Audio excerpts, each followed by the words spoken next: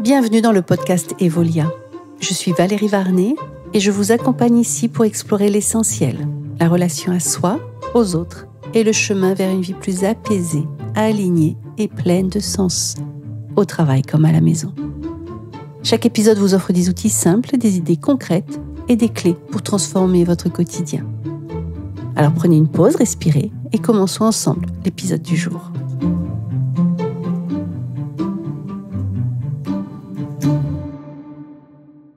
Donc, tout d'abord, pour commencer, la relation, c'est ce qui relie les personnes entre elles, d'accord ? Dans une relation à deux, on est combien ? Voilà, question toute simple. Et en fait, la première réponse que va nous donner notre cerveau, c'est on est deux. Elle est bête ta question. Mais si je vous la pose, c'est que c'est pas si bête que ça, parce qu'au contraire, dans la relation à deux, en fait, il y a deux personnes et il y a la relation à deux. Trop souvent, quand il y a des soucis, on va avoir tendance, si on pense qu'on est deux, on va avoir tendance à penser que c'est l'autre qui va pas bien, qui déconne, Et en fait, à partir du moment où je conçois dans mon cerveau qu'il y a l'autre, moi, et ce qui nous relie entre nous, ça va être beaucoup plus simple pour commencer à améliorer les choses entre nous, parce que je suis responsable de ce que je vais dire, de comment je vais le dire. Mais je vais être aussi responsable de comment je reçois ce que me dit l'autre. D'accord ? Et trop souvent, quand j'ai un conflit avec quelqu'un, mon cerveau va avoir tendance à me dire « Mais attention, c'est l'autre qui est méchant, c'est l'autre qui m'aime pas, c'est l'autre ceci. » Alors que non, en fait, l'autre, il s'exprime, il dit ce qu'il a envie de dire. Alors des fois, il le dit très mal, mais moi aussi, des fois, je dis très mal les choses. Si je suis sous le coup de l'émotion, sous le coup de la tension, je vais avoir tendance à être un peu dur avec l'autre. Et je vais pas forcément maîtriser ce que je vais dire. Donc, je vais dire des choses. Et puis, si je suis en colère à l'intérieur de moi, ma colère va passer dans ce que je vais dire. Et donc, du coup, des fois, je sais pas si ça vous arrive ou si vous en avez conscience, mais des fois, on va dire quelque chose, l'autre va s'énerver et on va pas comprendre pourquoi. Mais pourtant, attends, j'ai rien dit. J'ai juste dit ça, puis toi, tu démarres au quart de tour. Et très souvent, les conflits naissent comme ça. Des petites choses, en fait, sur lesquelles on n'a pas été clair, sur lesquelles on s'est pas dit si c'était OK ou pas OK, et qui font que ça va petit à petit grossir, jusqu'au jour où ça éclate. Moi, dans ma vie, j'ai eu un grand changement. Quand j'ai compris ça, qu'en fait, il y avait quelque chose entre nous, même si ça se voyait pas, il y avait quelque chose, et que moi, j'étais pas responsable de tout, que OK, l'autre prenait les choses comme il voulait, et que moi, j'étais responsable de comment je prenais les choses.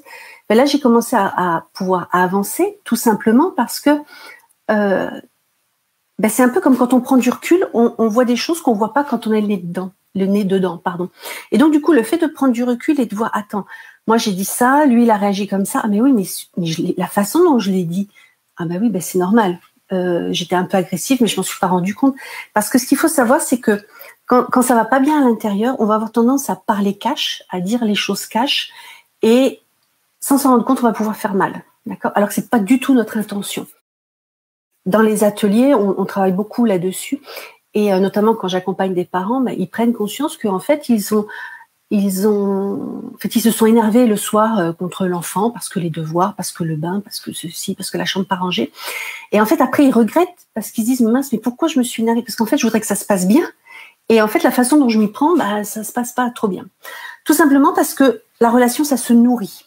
Et si on prend pas le temps de nourrir, et si on prend pas conscience de l'importance de nourrir la relation, c'est comme un jardin. Ça s'entretient, ça se cultive, on y met un peu d'engrais dans la relation.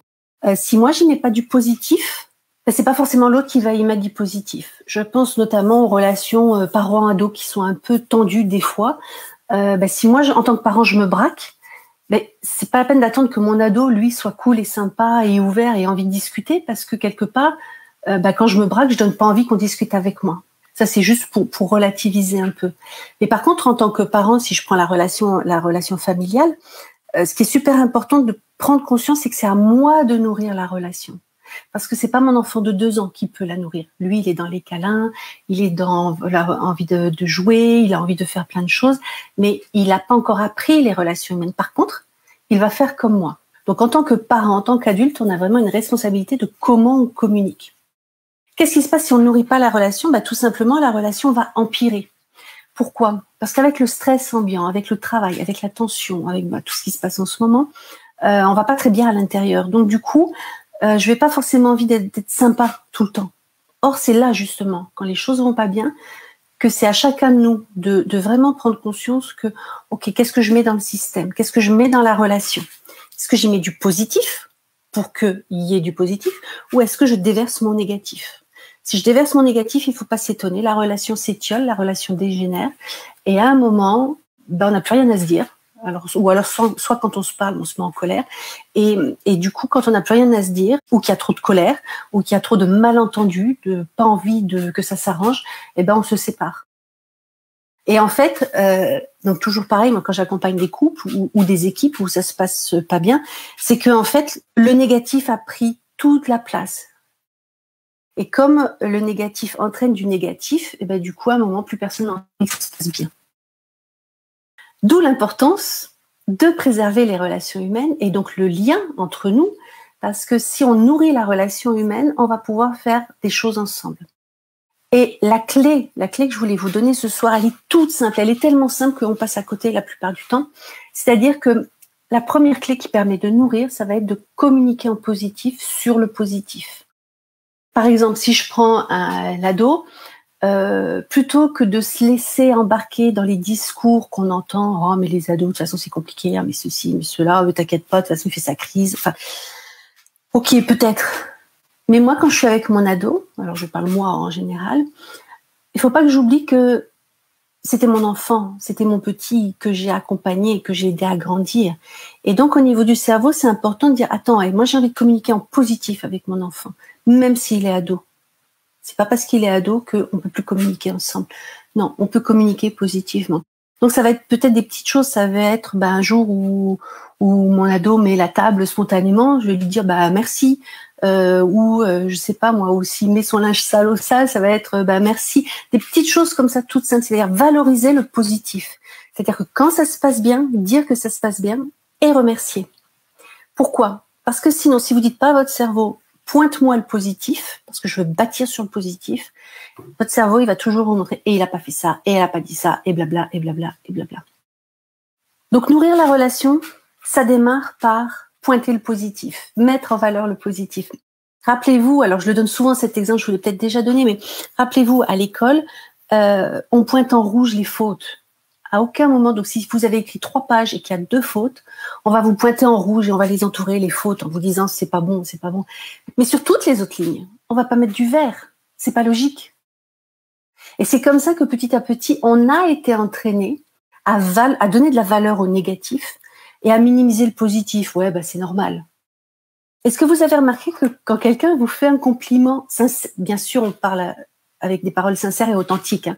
Quand quelqu'un vous dit, hey, waouh, c'est super ce que tu as fait, merci de m'avoir rendu service, ou c'est beau, dis donc ce que tu viens de faire, ou alors c'est bon, ce gâteau, il est bon. Est-ce que vous avez remarqué comme notre premier réflexe, c'est de dire, ouais, non, mais bon, ou alors une robe, oh là là, qu'est-ce que t'es belle dans cette robe, dire, ouais, mais non, mais je l'ai pas payé cher. Pourquoi on répond ça? On répond ça parce que quelque part, on a été programmé à minimiser le positif, ok? Et là, moi, tout ce que je veux vous dire ce soir, c'est voilà, maintenant, il est temps de valoriser le positif. Il est temps ok, il y a des choses qui vont pas, mais il y a aussi des choses qui vont. C'est comme on a tendance à dire en France, on parle toujours du train qui arrive pas à l'heure, mais on parle pas des trains qui arrivent à l'heure. Voilà, moi, si je pouvais vous communiquer un peu d'encouragement ce soir, c'est commencer à regarder le positif. Commencer à regarder ce qui marche, ce qui va bien. Alors déjà, quand vous faites quelque chose de bien, waouh, je suis fière de moi, je suis contente de moi, d'accord, je me valorise. Et quand quelqu'un en face de vous fait quelque chose de bien, même au boulot ou dans la rue, quand vous allez acheter votre pain, remerciez. Parce que c'est comme ça qu'on va se nourrir les uns les autres, et c'est comme ça qu'on va nourrir la relation, et c'est comme ça que petit à petit, on va pouvoir avancer ensemble. Donc voilà, donc nourrissez la relation.